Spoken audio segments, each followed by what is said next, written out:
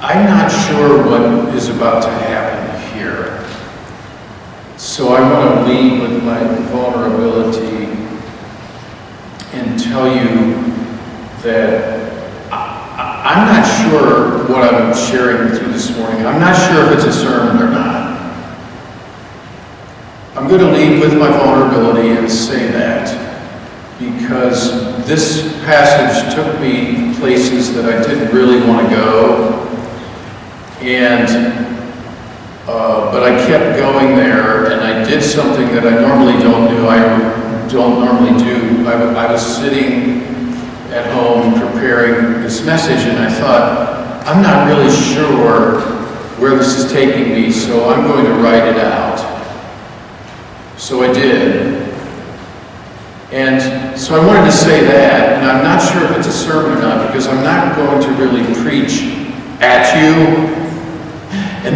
And that's simply because from the beginning in this church, it's been in this church's DNA since the beginning to be focused on what we call today social justice.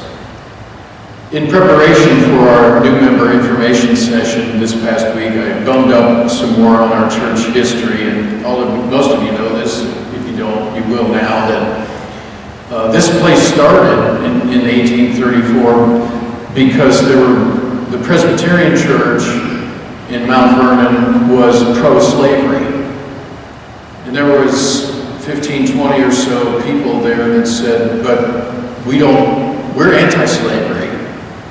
And the Presbyterians said, "But we're pro-slavery." And this group of people said, "Well, we're anti-slavery, so we're going to break off. We're going to start a new faith community," and that's what this faith community is. So, with that said, here's what I had to share with you this morning.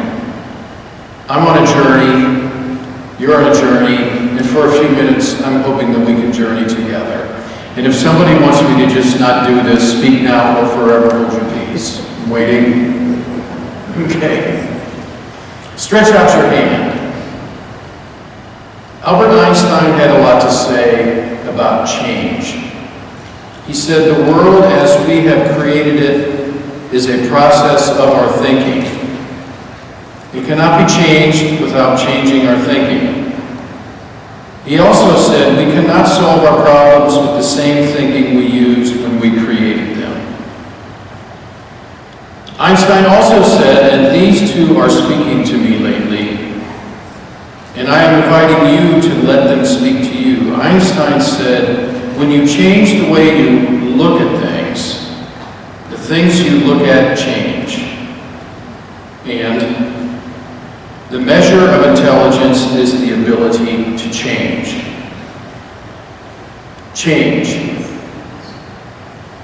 I am in my 37th year of ordained Christian ministry, and I thought at this point in my career I would have been able to say something like this: "Maybe I have come close to seeing just about any challenge a congregation I serve would have to face."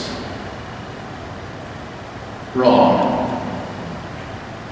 As a nation, as a world, as local communities, it seems like everything is changing. And I also think that Albert Einstein was a pretty smart guy. And he said, "The measure of intelligence is the ability to change." Our lectionary passage this morning is about change. It is about new ways of looking at things. It is about healing. It is about the living Spirit of Christ bringing a new era of vision and thinking into our minds, our hearts, and our souls. The setting is this, and the setting is critically important. It was the Sabbath, and Jesus was teaching in the synagogue. In the synagogue. The Bible, what we call the Old Testament, includes many laws about the Sabbath, primarily in Exodus and Deuteronomy, but also in a few other books in the Old Testament. The Pharisees imposed 39 primary forbidden Sabbath labors, which included, by the way, you can Google 39 Sabbath. Please don't do it during this message. I did it. You can read all 39 if you'd like. 39 primary forbidden Sabbath labors, which included carrying, cooking, writing, building, sewing, plowing. That's 6. And Orthodox Jews follow this to this day. You can look them all up. And it takes interpretation to decide whether healing is on the list, because it's not. It's not. That's why Luke says this. The scribes and the Pharisees watched him to see whether he would heal on the Sabbath, so that they might find an accusation against him. I expected to see healing on the list. It's not there. That brought this passage a little more alive to me. Oh, they were watching closely. Is there any way that we can manipulate the situation so that we can get him?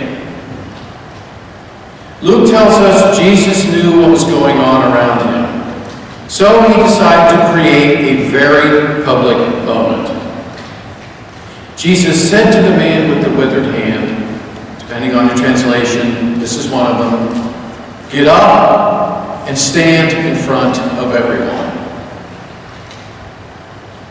Jesus now says, there is a larger question here. This is Jesus. There's a larger question here.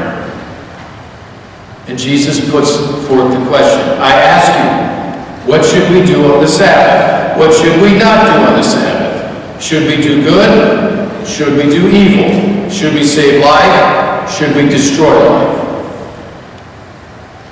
When we change the way we look at things, the things we look at change. Jesus is saying this is not about following rules. This is about people. Jesus back then and the living Spirit of Christ for us now can bring us new wisdom and new courage for the facing of this hour. The measure of our intelligence today is the ability to change. My favorite Bible commentator on this passage puts it this way, quote, Jesus brings a new era, sweeping away old conventions, requiring the revaluing of traditions in relation to persons. It seems to me we are in the midst of great change and challenge. And now I'm going to be personal. This is why I'm not sure this is a sermon. But I want to tell you what I think I see. Never before in my ministry have I felt our government brazenly walking through these doors into our Sabbath worship place, bringing fear, bringing racism, bringing xenophobia, bringing anti-LGBTQ, and more. How do we respond? How are we faithful to our calling as disciples of Christ? Well, here is one thing that I want all of us to know. This is from an Associated Press article that appeared last week, and the title of the article is 27 Religious Groups Sue Trump Administration to Protect Churches from Immigration Arrests. Quote, the article, more than 24 Christian and Jewish groups representing millions of Americans, ranging from the Episcopal Church and the Union for Reformed Judaism to the Mennonites and Universal Universalists, filed a federal court lawsuit Tuesday challenging a Trump administration move giving immigration agents more leeway to make arrests at houses of worship. And this is a quote from the Most Reverend Sean Rowe. Could we talk about changing my title to the Most Reverend? Now, Just kidding. The Most Reverend Sean Rowe, the presiding bishop of the Episcopal Church, quote, "We cannot worship freely if some of us are living in fear. By joining this lawsuit, we're seeking the ability to gather and fully practice our faith, to follow Jesus' command to love our neighbors as ourselves."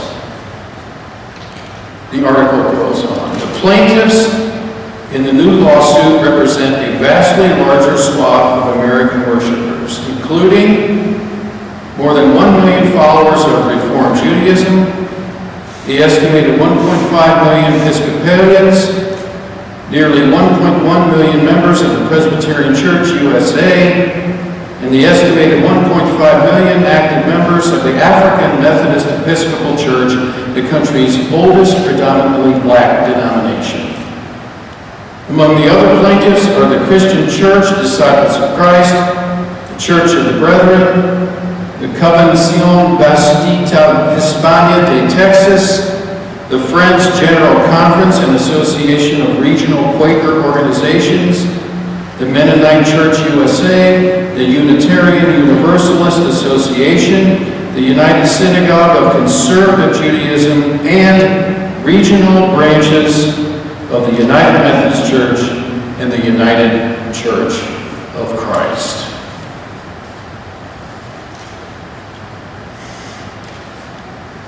I'm almost done.